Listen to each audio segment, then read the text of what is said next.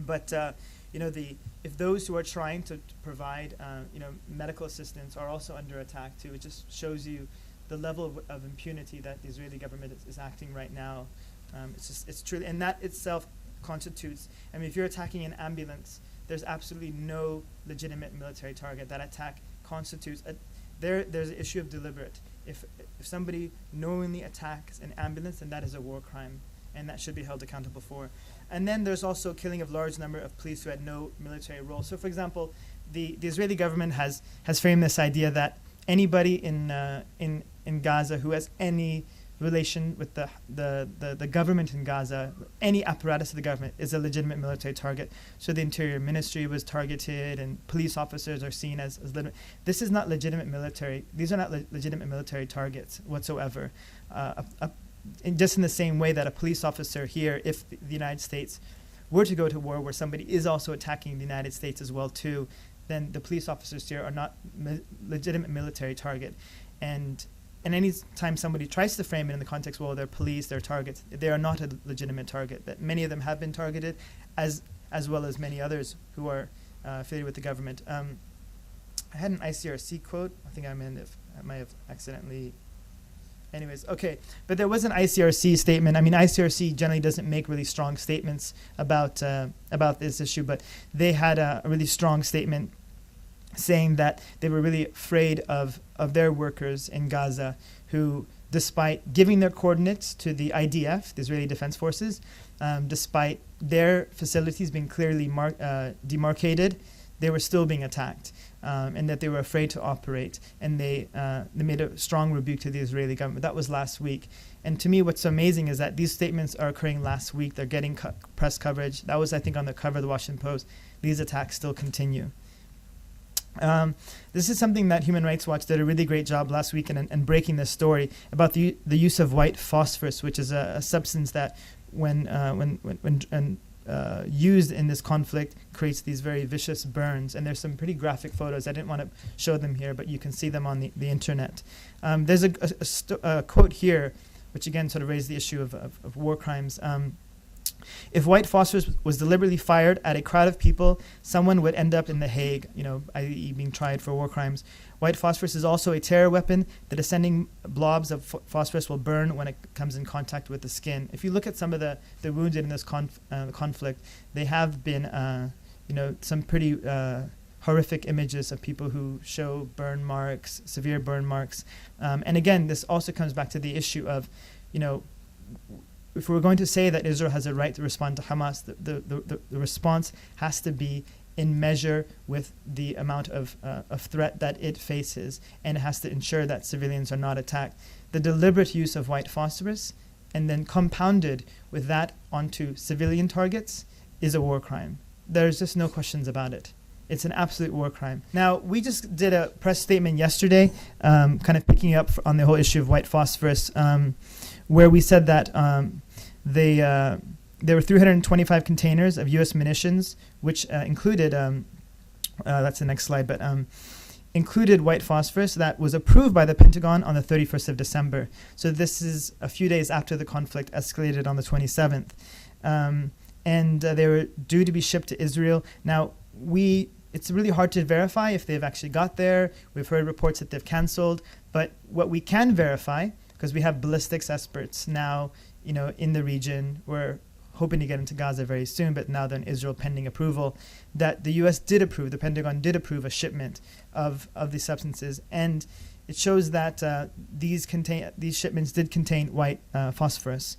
And the U.S. is now saying that it's looking for other avenues by which to deliver this. And to me, this is just absolutely just shocking.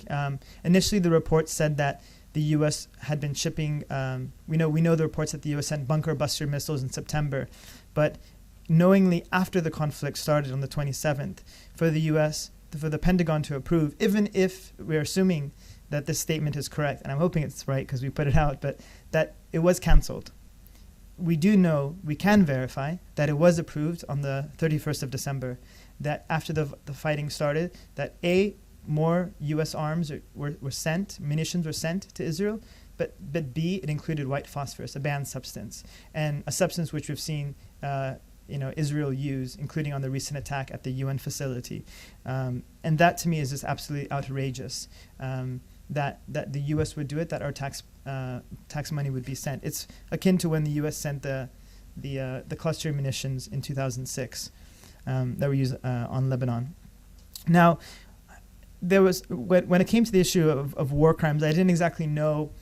I could have given a whole laundry list of examples, but I wanted to give one story to me that really highlights the issue of war crimes. Because the issue with war crimes is you have to show, just like when you talk about genocide, the tricky thing with genocide is you have to talk about intent. So a given government entity has an intent to completely eradicate a population. So the issue there, the litmus test is intent. With war crimes, it's deliberate. It's the issue of deliberation. Did an entity deliberately, knowingly target a civilian? Then it becomes a war crime, and then you have to investigate the whole chain of command there. So if a soldier carried it out and it was ordered from Zipni, Livni, or whoever, Ehud Barak, then the whole chain then becomes should be indicted in that. But there was one incident that The Guardian did The Guardian has these really excellent first-person accounts where Palestinians have these the narratives about what's happened. Okay, so this story happened in Zaytun, which is outside Gaza City. There's a person, and he says that when the shelling, so there were people who were fleeing into this home. When the shelling started, more than half of the people in the house were killed. This refers to about, The Guardian says 110 were forced into this home, and then when they were forced into that home, and then the shelling began on that home. So they were forced to go into this home, and then the shelling started. Some were decapitated. My cousin and his son died in front of me. His son was only 12 years old and was shot in the heart and the chest. And when you read that account in The Guardian, which was on the 10th of January, it shows, if we're assuming, and I'm assuming The Guardian did their due diligence, that these narratives are correct, that these were individuals who were civilians, were family, were fathers with their children, mothers with their children, that they were A, forced into this home, B, shelled upon, and there was no distinction between, and children and women were killed in that attack. That is a war crime. There are so many other examples we can talk about. We can talk about the UN school. We can talk about the attack on the UN facility yesterday. With the UN school, the UN investigator said that there were no Hamas fighters at the time, but still the Israeli government said we thought they were there at the time. But here is an incident where Israeli soldiers rounded up some people. It's basically a firing squad. Rounded up some people, pushed them into this house, and then opened up fire on them. There's a very powerful account on that, and that's a war crime. It should be investigated. Current conditions in Gaza, and I think these are obviously low, but John Ging had said that there are 1 million without electricity, 750K without access to water. Egypt, unfortunately, has not allowed an adequate number of people to enter for medical treatment, even though there are medical teams ready and willing to accept people. Egypt has allowed only a trickle of people, and so we've made a lot of petitions to the Egyptian government about that. Journalists and human rights monitors are still blocked from entering. I mean, I can only imagine. I mean, if these are the reports that we're getting without people there in Gaza, I just can't imagine what we would be saying if there were people there actually witnessing some of these conditions. Amnesty International has not been permitted to enter. Amnesty, we're a little bit different from other human rights organizations. We only enter a region or a country when we're formally given permission. So, for example, I couldn't go there like on a tourist visa or something. Not that I could get a tourist visa right now there, but only when the Israeli government formally gives us consent to enter. So we have a team right now in southern Israel. The Israeli government has yet to give us consent to enter into Israel. Egypt, into Gaza. Egypt, we've put in a request as well too. They've not been able to enter in via Egypt as well too. And that's one of our big asks right now, is that there should be human rights monitors, and in the absence of that, there should be an international investigation. I mean, if human rights monitors, if journalists can't get in, then others should go in to investigate, because there is rising evidence of war crimes, and they have to be investigated and they have to be punished.